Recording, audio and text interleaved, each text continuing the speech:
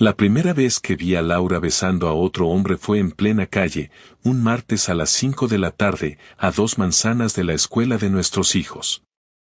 No era un beso rápido ni de saludo.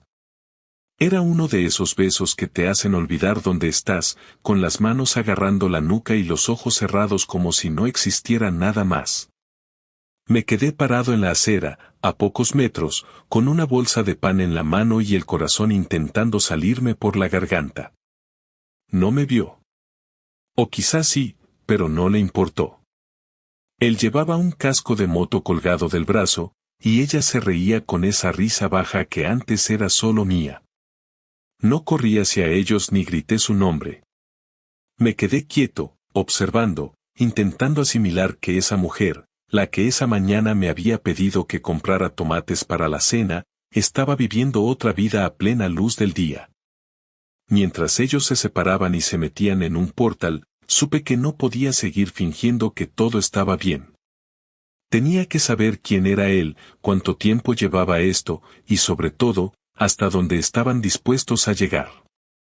Me quedé a unos metros del portal, con la bolsa de pan apretada contra el muslo y la sensación ridícula de estar haciendo guardia en mi propia vida, mirando el reloj cada poco para no perder el control de la situación y anotando mentalmente detalles sencillos que luego me servirían para atar cabos, la moto negra con una calcomanía blanca aparcada en la esquina, el casco con una raya roja que él llevaba colgado, la camisa azul de Laura que yo mismo había planchado por la mañana, el número del portal y el timbre en el que había marcado sin dudar. No entré.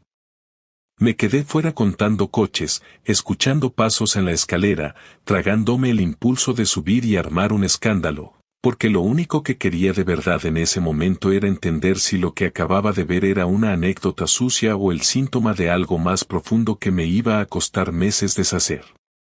Cuando por fin salieron, 40 minutos después según marcaba el móvil, no hubo abrazos ni besos en la puerta, solo una conversación breve que no pude oír y una despedida seca con una palmada en el brazo que a mí me dolió más que cualquier beso, porque me dejó claro que no era la primera vez que hacían aquello, que tenían sus códigos y su manera de no llamar la atención, y que lo que yo creía casual se movía con la seguridad de lo repetido. No dormí bien esa noche, y al día siguiente pedí la tarde libre en la oficina con una excusa sencilla, porque necesitaba tener tiempo para mí, para mirar con calma y sin interferencias lo que estaba pasando, y sobre todo para decidir cómo iba a moverme sin caer en la trampa de liarlo todo a las primeras de cambio. A las 4:30 me planté delante del mismo portal, con una sudadera cualquiera y una gorra que jamás uso, y esperé sentado en una terraza pequeña de la calle, tomando un café que me supo amargo desde el primer sorbo. A las 5:10 llegó la moto negra, se quitó el casco despacio, y lo reconocí por la mandíbula marcada y esa seguridad con la que cerró el candado de la rueda como si aquella acera fuera suya. Laura apareció a la hora en punto, con un bolso distinto y unas zapatillas que no le había visto en casa, y subieron sin mirar alrededor, como si estuvieran yendo a pagar una comunidad o a ver a un notario. Pedí la cuenta, dejé la moneda y entré al portal justo detrás de un vecino que abrió con llave, porque necesitaba saber a qué piso subían y cuánto tiempo se quedaban. El portero automático marcaba nombres, y pude leer Pesans, 3A, G. Martos, 3B, Estudio Alquimia, 2A, y un 2B sin nombre que a mí me olió a piso turístico o a alquiler de paso. Me quedé en el rellano del ascensor haciendo que buscaba una dirección en el móvil mientras escuchaba el eco de sus pasos en el segundo, y cuando se cerró una puerta arriba confirmé lo que temía, el segundo B. No subí. Bajé a la calle y apunté el detalle en una nota, porque necesitaba pruebas que no fueran solo mi memoria y mi rabia. Volví al día siguiente, y al otro, y el patrón se repitió 2 veces en una semana, siempre a la misma hora, siempre la misma moto, siempre el mismo piso. El viernes, cuando salieron, Laura se fue andando en dirección a Embajadores, y él se quedó un momento revisando el móvil apoyado en la moto. Así que crucé la calle con el corazón acelerado y me acerqué al bar de la esquina con la excusa de preguntar por una dirección, solo para escuchar si alguien le llamaba por su nombre o si él pedía algo que me diera una pista mínima. El camarero le dijo Sergio, lo de siempre, y él asintió sin ganas. Me quedé a 10 pasos, de espaldas, mirando la lista de bocadillos como quien se decide entre tortilla o calamares, y en cuanto escuché su voz se me clavó la certeza de que ese nombre iba a perseguirme durante semanas.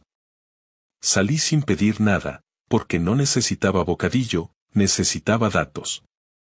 El lunes siguiente me presenté en el portal a las 11 de la mañana con un paquete en la mano, fingiendo ser repartidor, y llamé al segundo B con un envío para el inquilino improvisado, esperando que alguien bajara o que al menos me dijera un nombre. Nadie contestó, pero el segundo abrió y se me quedó mirando con cara de fastidio. Para el B no recojo nada, son de alquiler, cada semana uno diferente, dijo, y con eso me regaló la pieza que faltaba. Piso turístico. Llaves que van y vienen. Citas a plena luz del día para no dejar rastro en la noche. Me fui sabiendo que ya no hablaba de un capricho en un portal cualquiera, sino de un sitio preparado para encuentros, y eso me reventó por dentro de una manera mucho más profunda que el primer beso, porque significaba organización, agenda, decisiones conscientes, dinero gastado sin rubor y una manera de vivir por debajo de mi casa que yo ni siquiera sospechaba.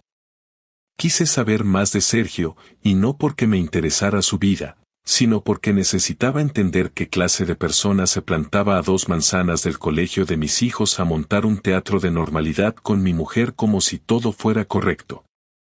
Me acerqué otra vez al bar de la esquina cuando lo vi aparcar y esperé a que pidiera, y cuando el camarero le sirvió y se fue a atender a otra mesa me coloqué a su lado y solté una frase que había ensayado en mi cabeza para que sonara a casual. «Perdona, tío, ¿esa calcomanía dónde la has conseguido?» Me mola para la mía. Me miró de arriba abajo con esa seguridad chula que tienen algunos cuando creen que el mundo les debe algo. En un taller de Tetuán, un colega las hace. Asentí, hice como que anotaba el dato, y añadí otra frase ligera. ¿Trabajas por aquí? Se encogió de hombros y dijo que sí, que repartía a veces por Lavapiés y que otras iba por Malasaña, nada importante, sin mirarme, dándole un trago corto al botellín. No tuve valor de decirle quién era yo, ni quise precipitarlo todo allí mismo, porque todavía estaba en esa fase en la que el cuerpo te pide saltar y la cabeza te obliga a pensar en los niños, en el colegio, en las tardes de deberes y en las cenas que hay que poner aunque el mundo se te haya tambaleado. Ese mismo día, por la tarde, esperé a Laura en la puerta de casa con una calma que me costó un mundo mantener, y la vi llegar con un ramo pequeño de flores que no venía de ninguna compra habitual. Al cruzarnos en el pasillo del piso me dio 2 besos distraídos, dejó las flores en un jarrón y se metió en la cocina a mirar el horno como si fuera lo más importante del día. Quise preguntar de dónde venía, pero me callé, porque ya sabía de dónde venía y prefería reservar las palabras para cuando ya no hubiera vuelta atrás. Fui al cubo de reciclaje cuando ella se metió en la ducha y encontré un ticket doblado de una cafetería de la zona con hora y fecha que encajaban con mis notas, un detalle más que no necesitaba, pero que aún así guardé en el bolsillo como quien guarda una pieza de un puzzle para no olvidarse del dibujo final. La semana terminó con una confirmación que no buscaba y que, sin embargo, me dejó sin aire. Volví al portal a la misma hora, y esta vez subí, porque necesitaba escuchar algo que no dejara lugar a dudas, algo que me sacara del malabarismo mental de justificar lo injustificable. Subí las escaleras con cuidado, parándome en el primer tramo para no hacer ruido, y me quedé a un lado del segundo B, lo bastante cerca para oír voces y lo bastante lejos para no ver nada que no quisiera ver, con el pulso disparado y el estómago encogido. No tardé ni 2 minutos en escuchar la risa de Laura, una risa corta, nerviosa, seguida de una frase que me atravesó como una cuchillada limpia. «Cierra bien, que la otra vez se oía todo». Él respondió algo ininteligible y luego llegó el silencio pesado de las puertas que se cierran, la cama que se mueve, los murmullos que no dejan lugar a la imaginación. No necesitaba más. Bajé las escaleras sin mirar a nadie, crucé la calle, caminé hasta la plaza y me senté en un banco mirando a ninguna parte, con la única certeza de que aquello ya no era una sospecha ridícula ni un malentendido vacío, sino un engaño completo, repetido y cómodo, sostenido por horarios y pisos de alquiler y motos aparcadas en la esquina como si la ciudad estuviera de su lado. Cuando volví a casa por la noche, Laura estaba preparando la cena como cualquier día y me preguntó si quería una copa de vino mientras terminaba la tortilla. Le dije que no, que prefería agua, y ella asintió sin mirarme. No dije nada más, porque ya había dado el paso más importante, pasar de la duda al hecho, del presentimiento a la prueba, del golpe en la acera al mapa de lugares, horas y voces. Lo siguiente no iba a ser observar. Lo siguiente iba a ser hablar. Pero antes de hablar quería dormir una noche entera sabiendo que había descubierto, para no decir la primera tontería que se me viniera a la boca y para poder mirar a Laura a los ojos y describirle, sin gritar, dónde, cuándo y cómo había decidido sacar nuestra vida del camino sin siquiera preguntarme si yo estaba dispuesto a seguirla. Cuando entré por la puerta de casa, Laura estaba en la cocina cortando zanahorias como si nada, con la radio puesta y el pelo recogido en ese moño descuidado que solía gustarme. Me miró y sonrió, pero esa sonrisa no llegó a los ojos. Dejé las llaves sobre la mesa y me quedé de pie, observándola. No sabía por dónde empezar. Había pasado toda la noche anterior imaginando este momento y en cada versión que ensayaba, mi voz salía más fuerte de lo que debería. Pero ya no estaba para medir palabras. Tenemos que hablar, le dije, sin rodeos. Ella dejó el cuchillo sobre la tabla, se apoyó en la encimera y frunció el ceño. ¿Qué pasa ahora? No me digas ahora como si fuera una tontería más. Te vi, Laura. Te vi con él. El silencio que siguió fue espeso, incómodo. Ni siquiera fingió sorpresa. Se pasó la mano por la cara, respiró hondo y giró la cabeza hacia la ventana. No sé de qué hablas, respondió al cabo de unos segundos, pero su tono no tenía convicción. Claro que lo sabes. El martes, 5 de la tarde, calle Mayor. Él con el casco en el brazo y tú riéndote como si yo no existiera. Y luego entrando en ese portal. Apretó los labios y bajó la mirada. No es lo que piensas. Dímelo entonces, porque lo que pienso es bastante claro, solté, sintiendo cómo la rabia me subía. Solo es un amigo, empezó, pero no la dejé terminar. No, un amigo no te besa así. Un amigo no te agarra por la nuca en plena calle y te mete en un portal. Laura se cruzó de brazos, como si esa postura pudiera darle fuerza. Fue un error, ¿vale? No estaba planeado. Nos encontramos, hablamos, y, pasó. ¿Y cuántas veces ha pasado? Pregunté, acercándome. No tantas como crees, contestó, esquivando mi mirada. No significa nada. Ese no significa nada me encendió más. Para ti puede que no signifique nada, pero para mí significa que me has mentido, que me has tomado por idiota y que has tirado a la basura todo lo que hemos construido. Ella levantó la voz. Tú tampoco eres perfecto, siempre estás trabajando, siempre cansado. Nunca tienes tiempo para mí. Ah, claro, la culpa es mía porque no te llevo de la mano por la calle todos los días. No te jode. Su cara se tensó y supe que iba a intentar darle la vuelta a todo. No es solo eso. Hace meses que me siento sola. Él me escucha, me hace reír. Y supongo que también te hace cosas en ese portal que yo no, interrumpí, y vi cómo apretaba los puños. No voy a seguir escuchando si solo vas a insultarme, dijo, dándome la espalda. No te estoy insultando, Laura, te estoy describiendo. Ella cogió el cuchillo de nuevo y empezó a cortar las zanahorias como si yo no estuviera allí. Ese gesto me pareció un desprecio, como si la conversación no tuviera importancia. Mírame cuando te hablo, ordené. Giró la cabeza lentamente. ¿Qué quieres que diga? Ya está hecho. No puedo cambiarlo. Lo que quiero es que me digas la verdad, toda la verdad. ¿Cuánto tiempo llevas con él? Laura dudó unos segundos antes de contestar. Un par de meses. Y pensaba seguir. No respondió. Y ese silencio fue peor que cualquier palabra. En ese momento supe que no había nada que salvar. Mi voz bajó, pero el tono era más frío que nunca. Muy bien. Entonces a partir de hoy, esto cambia.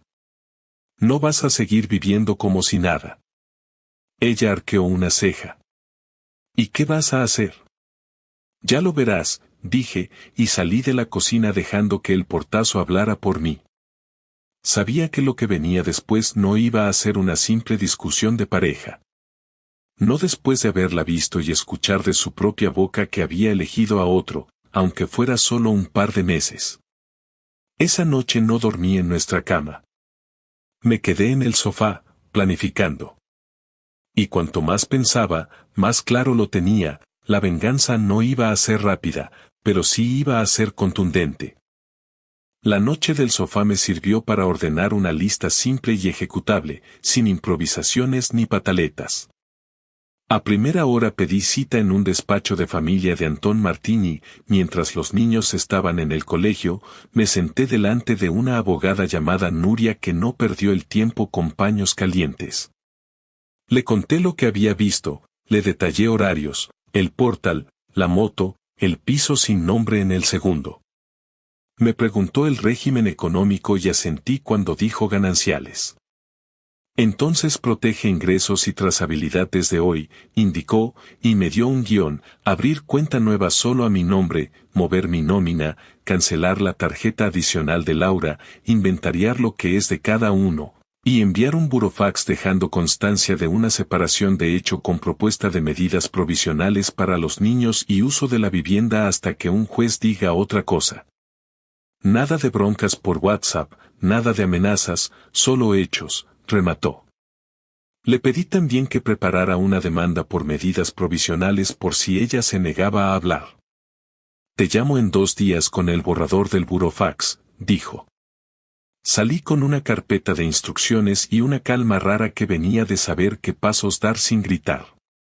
Abrí la cuenta nueva en una oficina del Banco de la Plaza, di la orden de cambiar la domiciliación de la nómina y cancelé la tarjeta adicional con una llamada de 5 minutos. No me tembló la voz cuando la operadora preguntó el motivo. Pérdida de confianza, dije. Después paré en correos y compré un pack de burofax porque Nuria insistió en que todo quedara por escrito con acuse. Antes de volver a casa pasé por el portal de la calle Mayor para comprobar otra cosa que me rondaba la cabeza, si el segundo B era un alquiler turístico sin licencia. Miré los buzones, revisé de nuevo los timbres y saqué fotos. En casa me metí en el portátil y, en menos de media hora, localicé el anuncio del piso en una plataforma, con calendario abierto a diario y un nombre falso de anfitrión. Reservé para el martes siguiente a las 5, justo su hora, usando la cuenta de un amigo que me había prestado para estas cosas, y al mismo tiempo registré una denuncia en línea a Madrid por actividad turística sin número de licencia ni identificación en el portal. No quería castigar a desconocidos por deporte, quería cortarles el sitio donde se encontraban y dejarles claro que su comodidad tenía consecuencias. A mediodía llamé al bar de la esquina y pedí hablar con el dueño. Me presenté como padre de 2 niños que pasan por esa acera cada tarde y le conté, sin adornos, que su cliente de la moto negra aparcaba sistemáticamente sobre el paso rebajado y bloqueaba el carrito de la pequeña cuando salimos del colegio. No era mentira. Le pedí que, si volvía a verlo, le avisara, y que, si no, no se extrañara si un día venía la grúa. Yo se lo digo, respondió con tono resignado, y colgó. Luego escribí un correo a la Junta de Distrito adjuntando fotos de la moto ocupando el rebaje y recibí un número de incidencia. Hice todo sin subir el tono, sin insultos y sin grandes discursos, solo dejando constancia de lo que pasaba y de que me había hartado. Esa tarde, cuando Laura fue al supermercado, me llamó desde la caja. «La tarjeta no pasa, ¿has hecho algo?», preguntó con un tono que mezclaba sorpresa y fastidio. «He cancelado la adicional, a partir de ahora usa la tuya», contesté. «No puedes hacer eso sin avisar», replicó. «Puedo y debo, hasta que aclaremos dónde estamos», dije, y colgué antes de entrar en un intercambio inútil. A la hora de la cena le expliqué en voz baja que había pedido cita con una abogada, que íbamos a enviar un burofax con una propuesta de días de custodia, que no pensaba sacar a los niños del piso ni organizar un circo. «Esto no es un castigo, es orden», añadí. Ella me miró con una mezcla de rabia y susto. «No he hecho nada que no se pueda arreglar», murmuró. «Has hecho exactamente lo que se deshace un matrimonio», respondí, y dejé el tema para no discutir delante de los críos. El martes a las 4:30 llegué al portal con la reserva hecha a nombre del amigo y la denuncia ya asignada a inspección. No subí. Me quedé enfrente, apoyado en la pared de una tienda cerrada, con el móvil en silencio.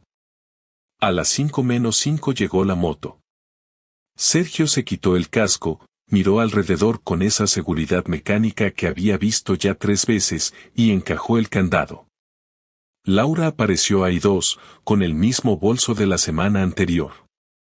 Entraron sin hablar. 3 minutos después, 2 agentes municipales y una técnica del distrito se plantaron en la puerta con una carpeta. No vinieron por mí ni por mi denuncia en concreto, venían por una batida que, al parecer, mezclaba quejas de vecinos y varias comunicaciones como la mía. Subieron. Yo no me moví del sitio. 15 minutos más tarde se abrió el portal y salió la técnica con cara de haber visto lo de siempre. Un agente pidió por radio una grúa por una moto mal aparcada en rebaje.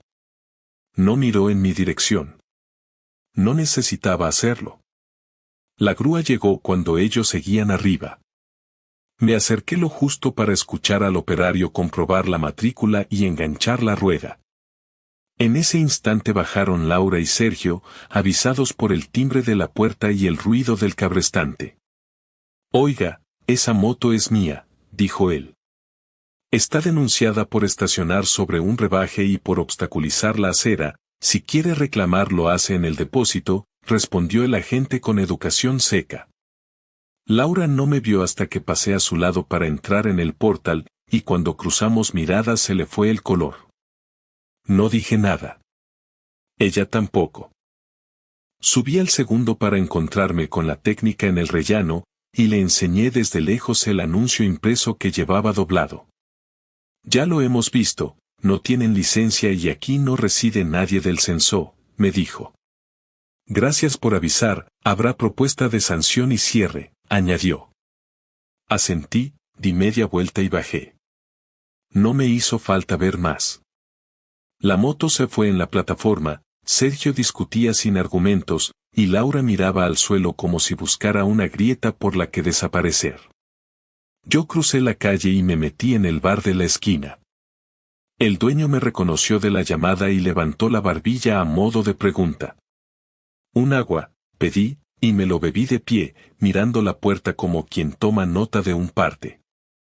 Esa noche dejé sobre la mesa del salón un sobre con 3 cosas, una copia del resguardo del burofax que Nuria mandó por la tarde a su correo y a la dirección del trabajo, una lista clara de gastos domésticos con mi compromiso de seguir pagando el alquiler y la luz mientras acordábamos turnos de casa con los niños, y una nota con el número de expediente de la inspección del piso turístico.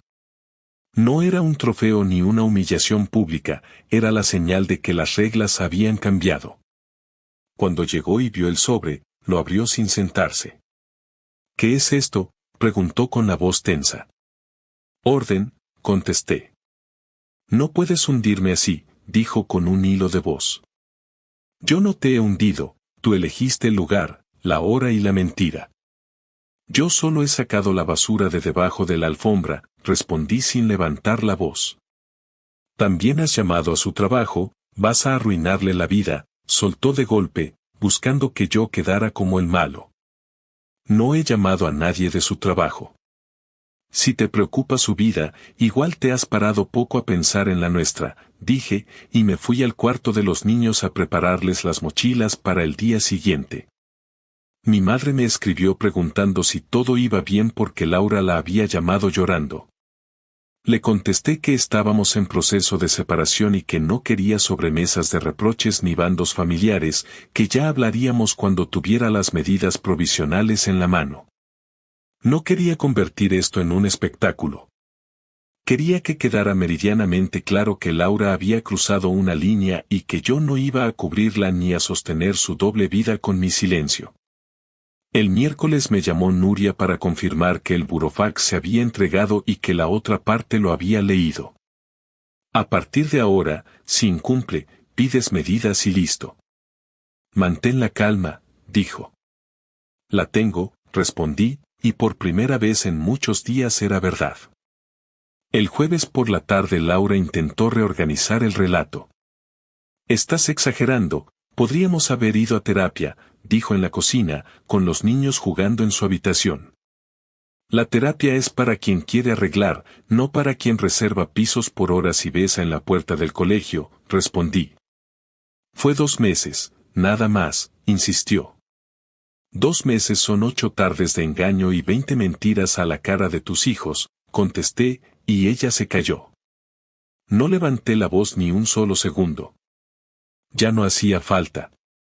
La venganza no fue gritar, ni romper, ni difamar. Fue cortar el canal que alimentaba su aventura, poner a la vista lo que había, y blindar a mis hijos con papeles y horarios que se cumplen. Quedaba la última pieza, la conversación final, esa en la que no se negocian culpas sino salidas. La pedí para el domingo por la noche, en el salón, sin móviles y sin interrupciones. Ahí decides si te vas, si alternamos la casa o si peleas en el juzgado, le dije. Y ahí te diré también qué siento, no para que vuelvas, sino para que por fin me escuches una vez sin inventarte excusas. El domingo a las 10 apagué la tele del salón, dejé los móviles en la estantería y cerré la puerta para que los niños no escucharan. Laura se sentó al otro lado de la mesa con un vaso de agua que no tocó. Empecé yo porque había sido quien pidió esta conversación y porque no quería perderme en reproches que ya habíamos repetido sin avanzar.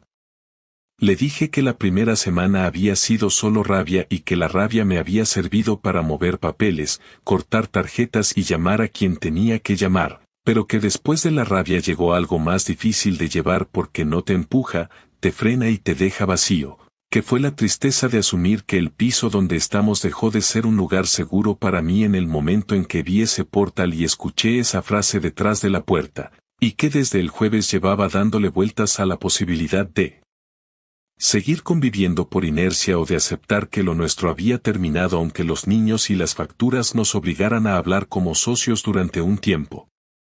Laura no interrumpió y por primera vez desde que todo empezó no puso cara de defensa, sino de cansancio, y se le notó que prefería que hablara yo para medir hasta dónde estaba dispuesto a llegar. Le conté que no iba a hacer teatro de reconciliación, que no me sale vivir de abrazos de compromiso ni de pactos de silencio para salvar apariencias, que no puedo imaginarme volviendo a la cama con ella después de escuchar lo que escuché en el segundo B. Y que no iba a educar a nuestros hijos en una casa llena de medias verdades donde uno de los dos vigila horarios y al otro le da igual. Le dejé claro que no estaba buscando castigo ni humillación, que no había llamado a su trabajo ni iba a perseguir al tal Sergio más allá de lo que la ley marque si vuelve a aparcar donde no debe, y que mi objetivo era que los niños notaran el menor terremoto posible dentro del terremoto que ya es inevitable. Entonces di lo que propones, dijo por fin, y apoyó las manos en la mesa con los dedos cruzados como si quisiera sujetarse a algo. Propuse separación de hecho desde ya, custodia compartida semanal con entregas los viernes a la salida del colegio, mantenimiento de los gastos de alquiler, luz y comunidad a medias, Fondos de la cuenta común solo para alimentación, colegio y actividades de los niños con registro de tickets, nada de compras personales cargadas al conjunto, y uso alterno de la vivienda durante 2 meses para que los niños no cambien de cama en pleno curso mientras buscamos 2 alquileres cercanos. Expliqué que ese modelo de nido solo iba a durar 8 semanas porque no me parece sano alargarlo, y que durante mi semana en la casa ella se quedaría en casa de su hermana o en un alquiler temporal, y durante su semana yo me quedaría en un estudio que ya había reservado por un mes prorrogable. Añadí que el domingo siguiente firmaríamos un acuerdo privado con todo esto y que Nuria lo adjuntaría a la demanda de medidas para que un juez lo homologue cuanto antes, sin guerra salvo que alguien lo incumpla. Laura respiró hondo y dijo que no esperaba tanta frialdad. Le respondí que no era frialdad, era orden, que la parte caliente ya la había gastado en pasar de la incredulidad a la rabia y de la rabia a esta calma que no disimula el dolor, solo lo gestiona. Ella habló por fin de lo suyo sin escudos. Dijo que no había sabido pedir lo que necesitaba, que llevaba meses sintiéndose invisible, que lo de Sergio empezó con mensajes tontos y quedó en 2 meses de tardes que iban a terminar igual aunque yo no hubiera movido nada, y que la inspección del piso turístico y la grúa de la moto le habían hecho ver que ya no jugaba sola, que estaba rompiendo algo que afecta también a 2 críos que no tienen culpa. Le contesté que me alegra que lo entienda, pero que entenderlo no repara lo hecho y que por eso no hay terapia que valga porque yo no estoy en disposición de reconstruir confianza a base de sesiones, que me conozco y que viviría revisando cada salida suya, y que no quiero convertirme en ese tipo de marido que vigila como si fuera guardia. ¿Estás decidido a divorciarte?, preguntó con un hilo de voz. Le dije que sí, que no quiero seguir casado con alguien que eligió a otro sabiendo que yo existía, que prefiero un divorcio limpio a un matrimonio sucio, que no necesito que me pida perdón cada mañana ni que me prometa cosas que no voy a creer, y que mi aceptación llega hasta aquí, que acepto que se acabó y que mi trabajo ahora es que la salida sea digna para los niños y respetuosa en lo económico. Laura asintió despacio y preguntó por los detalles prácticos, porque cuando ya no hay nada que negociar en lo emocional lo que queda es la logística. Acordamos que el calendario empezaría ese mismo viernes, que ella se quedaría la primera semana en el piso por una excursión del colegio que salía desde nuestra calle y que yo recogería a los niños el viernes siguiente para empezar mi semana con ellos en la casa. Hablamos del verano aunque aún falte, porque si no lo planeas luego llega y te estalla, y fijamos que el mes de julio sería mitad y mitad con semanas alternas y agosto igual, y que los campamentos se decidirían por precio y horarios, no por caprichos de última hora. Aceptó que la cuenta común quedara en saldo mínimo y que cada gasto fuera justificado con foto de ticket en la carpeta compartida que abrí delante de ella en el portátil, y por primera vez colaboró sin poner pegas.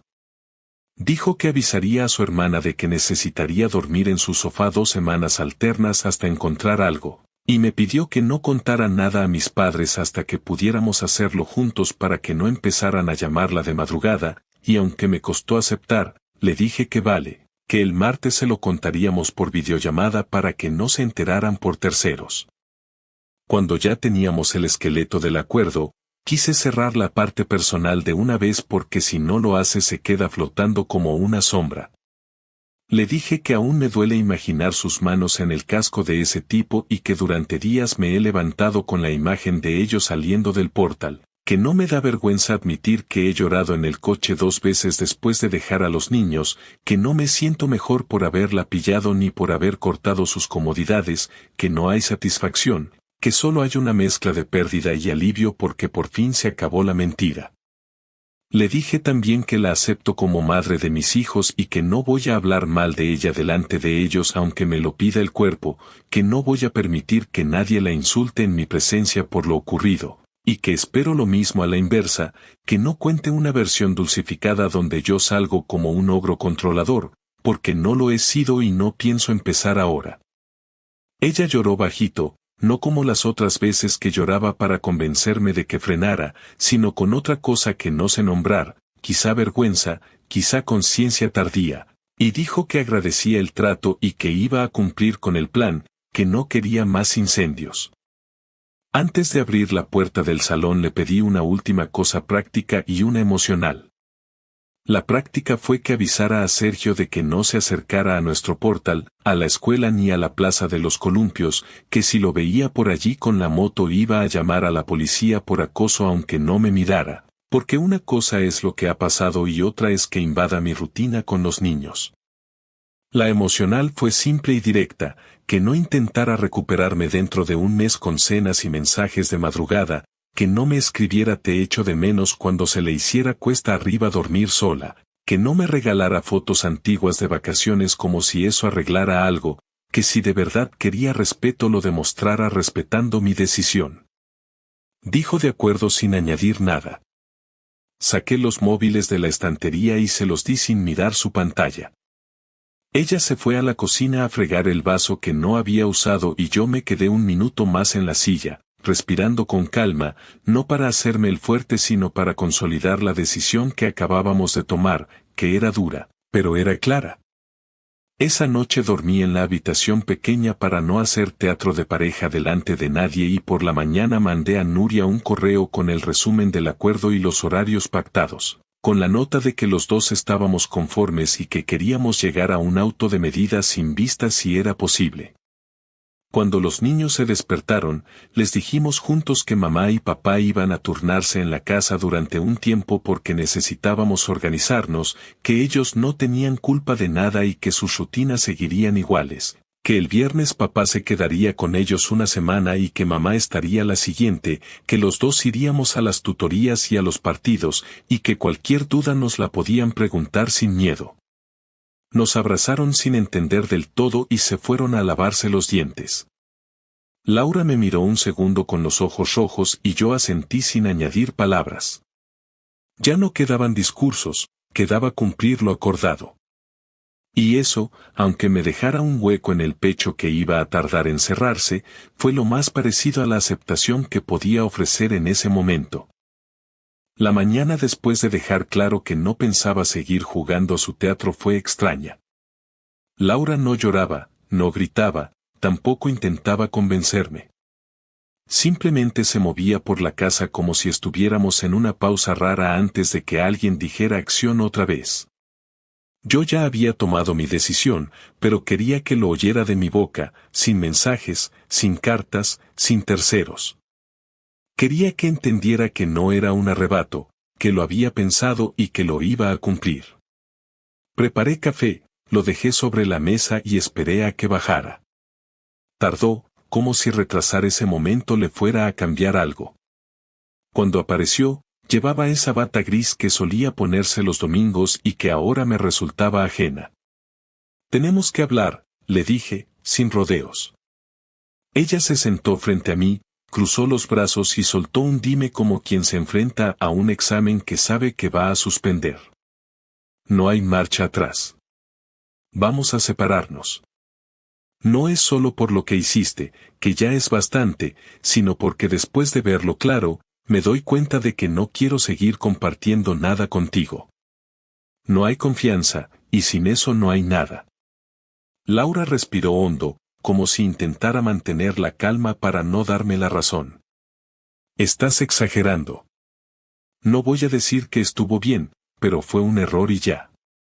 No pienso tirar todo por la borda por un momento que no significa nada. El problema es que para ti no significa nada, para mí lo significa todo. Me engañaste, me mentiste y lo hiciste en mi cara. Y no es solo la infidelidad, es como te he visto estos días, más preocupada por cubrirte que por reparar algo. Ella bajó la mirada. No estaba acostumbrada a que yo hablara así, con esa frialdad. Durante años había evitado los conflictos, pero ahora me salía fácil, como si hubiera estado guardando este tono para un momento como este. ¿Y los niños?, preguntó, como si eso pudiera frenarme. Los niños estarán bien si somos claros con ellos y no los metemos en nuestras peleas. Lo que no estaría bien es que crezcan viendo una relación que ya no existe. La conversación siguió un rato más, pero ya no había nada que negociar. Acordamos que ella se quedaría en el piso hasta que encontrara otro sitio y que yo me iría mientras tanto. No quería seguir durmiendo a 3 metros de alguien que había decidido dejar de respetarme mucho antes de que yo me enterara. Salí con una maleta y un par de bolsas, dejando atrás la casa que habíamos montado juntos. No sentí nostalgia, solo una sensación rara de ligereza mezclada con un cansancio profundo. Esa noche dormí en el sofá de mi hermano y, por primera vez en semanas, descansé sin soñar con escenas que no quería ver. En los días siguientes, entre abogados, papeles y cuentas por dividir, empecé a notar que la rabia se iba transformando en otra cosa. No era perdón, pero sí una aceptación de que lo que teníamos ya estaba muerto desde antes de descubrirlo. La traición había sido la última prueba. Me costó admitirlo, pero en el fondo, dejarla ir era también dejar ir una parte de mí que se había quedado atrapada en una relación que llevaba tiempo vacía. Una tarde, antes de firmar los papeles, nos vimos para hablar de los detalles finales. Ya no había tensión ni gritos, solo 2 personas cerrando un capítulo. Nunca quise que acabara así, dijo ella, mirándome fijo. Yo tampoco. Pero aquí estamos. Y si algo voy a sacar en claro de esto es que no pienso volver a ignorar las señales para evitar una conversación incómoda. Prefiero una verdad a tiempo que una mentira bien decorada. Nos dimos la mano, sin abrazos, sin besos. Salí de allí con la sensación de que, por fin, la historia estaba cerrada. No había victoria ni derrota, solo el final que tocaba. Y aunque me esperaba un camino largo para reorganizar mi vida, sabía que lo haría sin mirar atrás.